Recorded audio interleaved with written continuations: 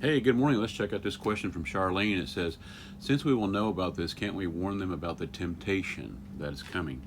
And this is reference to the last video I did about the 1,000-year reign, how there will be a remnant that comes out of the tribulation time. This is physical people that will be able to have children during the 1,000-year reign of Christ. This is not the saints that are taken out in the church age. And they will have babies. And during this time, 1,000-year reign, the devil is tied up. He cannot get out to tempt these people that are born during this time. But at the end of the 1,000 years, he will be loosed to tempt the nations one more time. So she's wanting to know us as the glorified bodies. Can we tell them, hey, you better pay attention, you better wake up, this is coming. I'm glad you asked this, because if you look in Isaiah 66, and I was going to make a video about this the other day, and I just hadn't had time to do it. So we're going to do it now.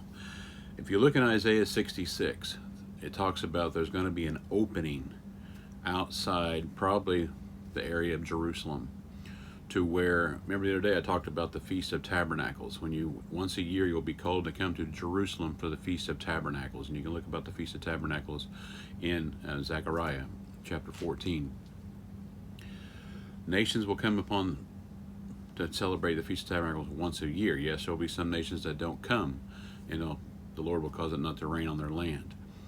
In this time, the Dead Sea is 13 miles from Israel, okay, Jerusalem.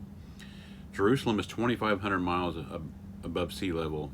The Dead Sea is 1,300 miles below sea level. It's the lowest point on the earth. And there will be an opening where people can look into basically hell and see people that are already in hell being tormented, where the worm never dies. It talks about in the book of Isaiah. And people say, hang on, man, what are you talking about? There's no way that can happen. Well, if you read in Isaiah, there's a very, very good chance this is going to happen. Now, where this location may be, it could be the Dead Sea. And the reason why I'm saying this is because the Dead Sea is, right now nothing can live there. But there is a prophecy in the book of Ezekiel about the Dead Sea coming back to life, being a fresh water place, okay? But also, there's a massive fault line that runs in that area.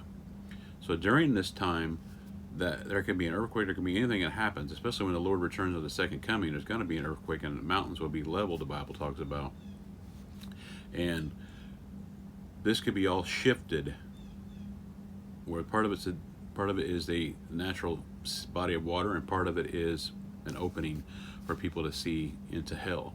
And this opening will lead right beside to where the nations have to come in at once a year, the main road that goes into Jerusalem, kind of where Egypt and Jordan and all these other countries come in together. That road will lead right past this opening to where people that have been born during this time will look and see these people being tormented. I mean, it's kind of a freaky thing to talk about, and be like, what in the world, dude? Why would God even allow that? Well, it's kind of a check and balance thing, that check yourself before you wreck yourself here in the future, even though you don't know what's coming in the future about the devil being loosed. So there will be an opening. If I'm studying this right and looking at this right, there will be an opening outside Jerusalem, where nations will have to come in once a year for the Feast of Tabernacles, and they can look upon the souls of the lost or the damned in this pit of hell where the worm never dies, being tormented. And it's going to keep them in line and in check. So this kind of goes with your question, how can you be warned? This is how God's going to keep people warned and in check during this time. But yet, at the end of the 1,000-year reign, when the devil is loosed, like I talked about in the last video, people will still rebel, just like they did in heaven with the third of the angels when Satan deceived them and they lied to them about how he was going to overthrow God, and they all fell. So, it's just like today. Today, we have a choice. In the book of Joshua, it says, choose this day who you will serve. And a lot of us, we know Christ. We say, yeah, I know Jesus. Almost everybody in the world knows Jesus. Even people with evil heart knows Jesus. But having a relationship and knowing him are two different things. And there's going to be a lot of people that are upset when that day comes, that they are not found written in the book of life. They are not known by Christ. And it's going to be a hard time for those people. So make sure you're walking with Christ. Make sure your life is where it's supposed to be at. But this opening of hell, basically, where you can look in and see these people tormented. It talks about in Isaiah 66 and how the nations will go up. You know, it talks about that in the book of Zechariah, how they will go up once a year into Jerusalem for the Feast of Tabernacles, and talks a little bit about that in Isaiah. So, you know, it's very interesting to see and talk about this and look at this. You know, it's everlasting punishment, it's everlasting change, it's eternal damnation, it's eternal judgment, it's eternal fire unquenchable. Darkness is reversed forever, darkness forever, everlasting fire. It talks about this multiple times in different books of the Bible.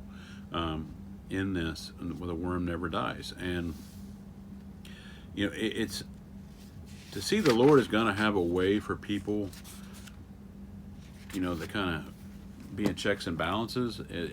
And still rebel. It's crazy, but people, they do it today even.